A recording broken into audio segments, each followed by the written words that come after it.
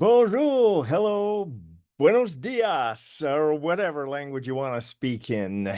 Another TGIM is upon us, and some other opportunities for us to raise the bar. Tell me something. Of all your written goals, right, the ones in writing, and maybe even on a vision board, what do you think is the feeling that's in common to most or all of them? Like what's the feeling you're looking for in a new house, a new car, the better relationship, et cetera, et cetera. What are we looking for? If you said joy or some degree of happiness, you're spot on.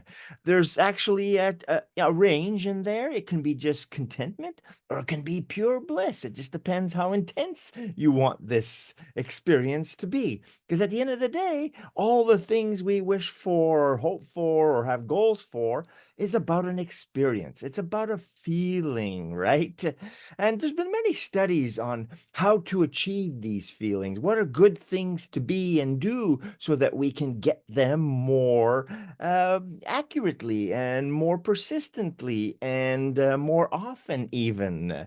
Well, the two things are being humble in our service of our work, really wanting to just serve in our work, in our world, in our family, in our job, in our, whatever volunteering we do. If we're there to give, to be in service, that's one ingredient that really helps make things happen ever better. And the second one, equally as important, is to be grateful, humbly grateful, thankful for the experience, the work, the opportunities that you have, that you get. Even if you want a better one, having the gratitude now with what you have is a huge step in making things progress, evolve, or flow. Gandhi says that the best way to find yourself, if you're feeling a little lost and unsure of things, is to lose yourself in service to others, to your craft, to your job, to your family, etc. And Oprah says that being thankful for what you have creates the space for more to come in. So you see, it's in the giving that you create the space, not in the getting of things to say, well, now I have it to give. You have to kind of give in faith of yourself, of your time, your talents, your treasures, to be able to create the space for the vacuum to refill it with more of those things that will give you that experience of happiness or joy, not just stuff. Sometimes you own more toys, like RVs and ATVs and boats and stuff, and all they do is create like problems because you got to fix them, you got to maintain them. So you really got to pace yourself on how you want those experiences of joy, right? And happiness, whether it's contentment or bliss.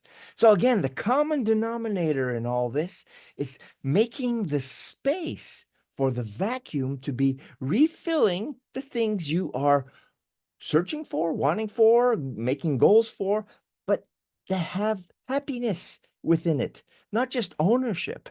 It's got to have that emotional thing that you're looking for, typically happiness. So, how can we do this? All you got to do is find the joy in more than filling your present place. We have a little hashtag acronym for that. It's MTFYPP.